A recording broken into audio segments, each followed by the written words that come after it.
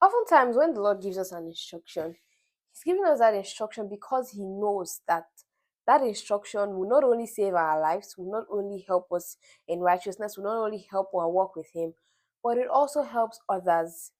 Maybe now, maybe in the future. But the fact is that most of the instructions that the Lord gives us are not self-centered. They are not for you alone. They are not for me alone. They have a ripple effect.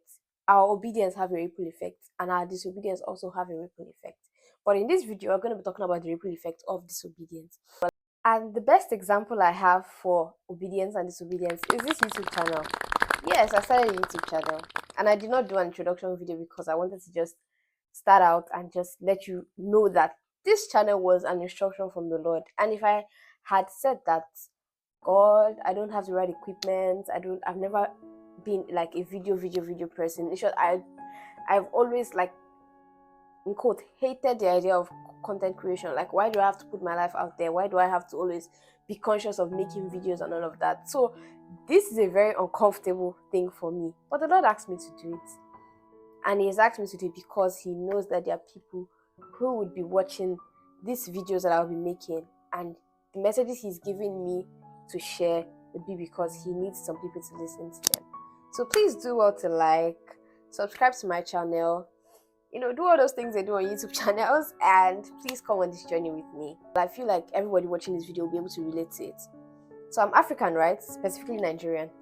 And most of us in our Nigerian households, we cannot relate to when our moms will tell, when they're going out for work in the morning, like, okay, bring out this food from the freezer at this particular time, so that by the time I'm back, by 7 p.m. for example, the food is defrosted and we just get to heat it up and eat, right? Eat dinner.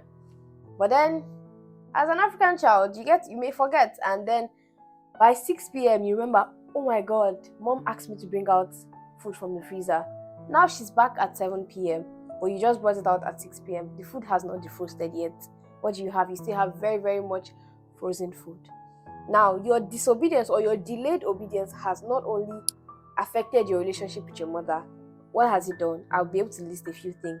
Number one, you get to stress the person who instructed you, because now she has to wait for extra hours for that food to defrost, or she has to take extra measures for that food to defrost, instead of it to just happen naturally. Number two, you and your siblings get to eat very, very late just because you did not do the right thing at the right time. Number three, the head of the house comes home very tired after a very long day at work, and he is not able to go to bed in time because why? His food is not ready. You didn't bring it out in time, right? This is just one disobedience, but look at the effect it's having. It's having an effect on you, having an effect on your siblings, having an effect on your father. And now your mother is angry at you. You can't speak to her. You can't, you're now afraid that, oh my God, mom is so angry at me. I've done this. What else? It has affected your relationship with your mother because of what? One single instruction she gave you. Bring out this thing at the right time. Now, this is how we are with God. He gives us an instruction. Most of the times, I tell you, the instructions God gives you are not for you alone. You may be saving somebody's life. You may be helping somebody out of distress. You may be just doing something for somebody else. If the Lord asks you to pray for a so-so person, the person may be going through, the person may be suicidal, the person may be, just so many things may be going on with people when the Lord gives you an instruction. And so if you delay, you have disobeyed indirectly. But thank God, God is merciful, and He can always, make room for adjustments and give you more instructions. If you disobey entirely, you may have cost somebody something. But bottom line is that when the Lord gives an instruction, it's not for only you. Obey it immediately. And I also say this to myself because most times the instructions are not easy, but they are for a greater good. They are for a greater reward, because God knows everything. He knows the end of everything, and He places you in situations so you can stand in gap for His children, so you can be the one who would carry out His divine instructions to your word, to your generation.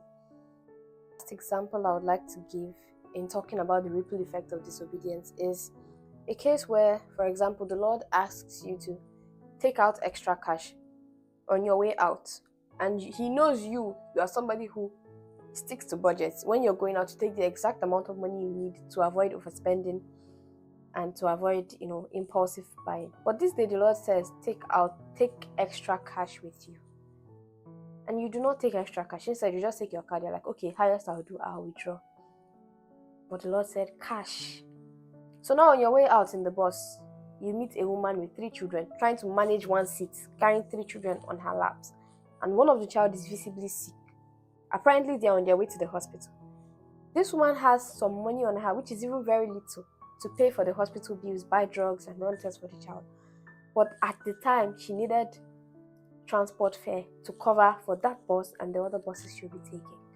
Now, the amount of money she needed was chicken change for you. But unfortunately, you didn't have cash that would be able to cover for that. Now, it's time for her to get down from the bus. And the bus driver becomes, aggressive. Where's my money? Pay me my money, pay my money. And then you begin to feel bad. Then you remember that the Lord told you to take extra cash on your way out. Now, you have your ATM card with you. So it's like, okay, you could just walk a few meters and you'd get to the nearest ATM. But that would waste time, because remember, she has a very sick child. She has to rush to the hospital.